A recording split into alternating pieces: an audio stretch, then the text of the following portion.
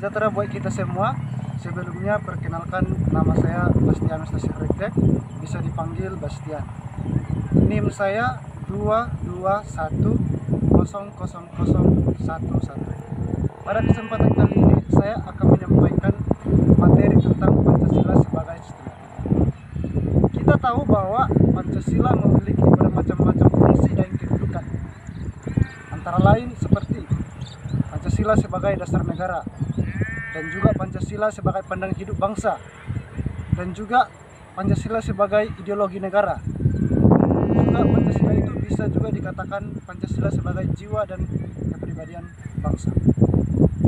Pancasila juga sangat erat dengan nilai ketuhanan, kemanusiaan, persatuan, kerakyatan, dan keadilan.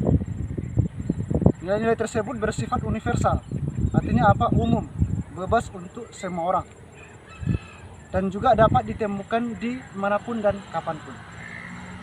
Oleh karena itu, Pancasila yang awalnya merupakan konsensus politik yang membawa dasar bagi berdirinya negara Indonesia, berkembang menjadi konsensus moral yang digunakan sebagai sistem etika yang digunakan untuk mengkaji moralitas bangsa Indonesia dalam konsensus hubungan berbangsa dan bernegara. Apa itu etika?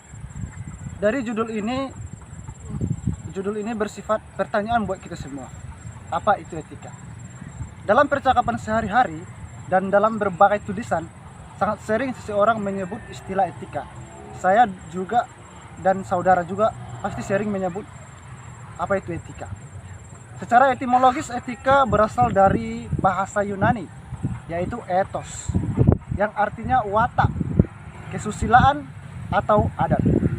Istilah ini identik dengan moral, yang berasal dari bahasa Latin, yaitu mos, yang jamaknya mores, yang juga berarti adat atau cara hidup.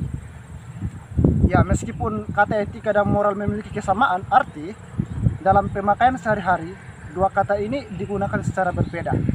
Moral atau moralitas digunakan untuk perbuatan yang sedang dinilai, sedangkan etika digunakan untuk mengkaji sistem nilai yang ada. Yang kedua, kita masuk bagian B, yaitu aliran-aliran besar etika. Dalam kajian etika dikenal 3 teori atau aliran besar. Setiap aliran tersebut memiliki sudut pandang tersendiri atau memiliki sudut pandang yang berbeda dalam menilai apakah suatu perbuatan dikatakan baik atau buruk. Yang pertama, kita masuk etika deontologi. Etika deontologi ini memandang bahwa tindakan dinilai baik atau buruk berdasarkan apakah tindakan itu sesuai atau tidak dengan kewajiban. Etika ini dipersoalkan akibat dari tindakan tersebut baik atau buruk. Yang kedua, kita masuk etika teleologi.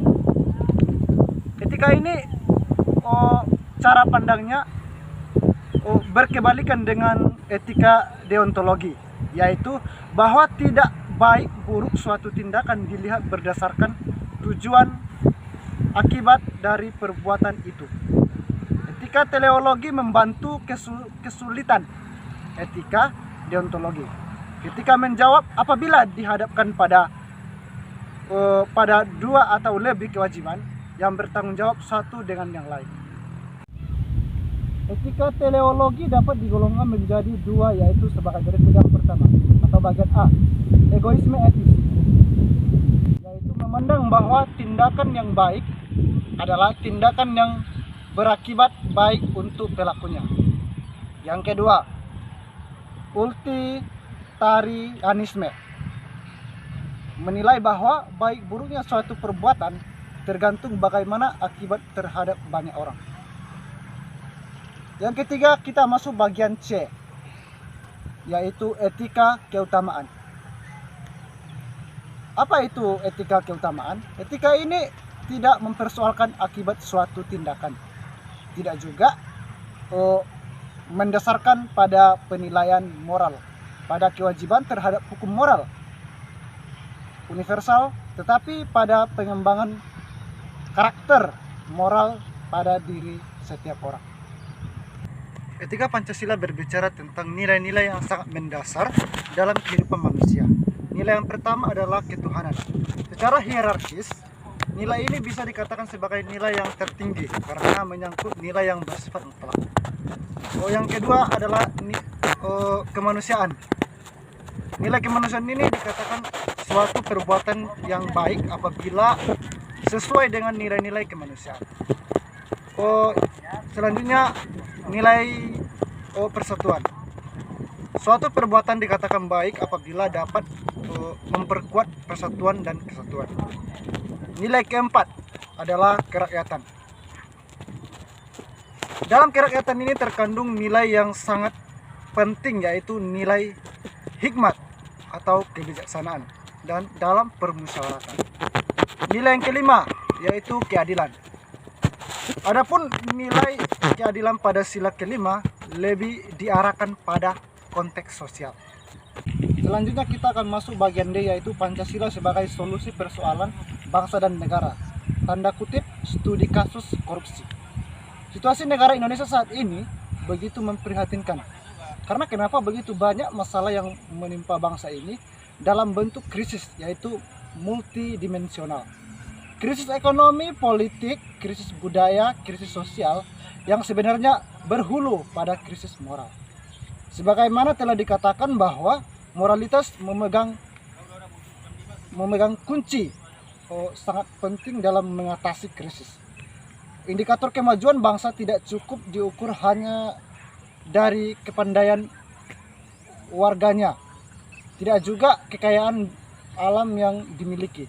Namun hal yang lebih mendasar atau hal yang lebih penting adalah sejauh mana bangsa tersebut memegang teguh moralitas.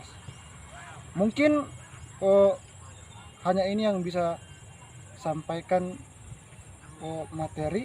Jika ada kata-kata yang kurang jelas atau kata-kata yang kurang sedikit tidak berkenan, saya mohon maaf. Terima kasih.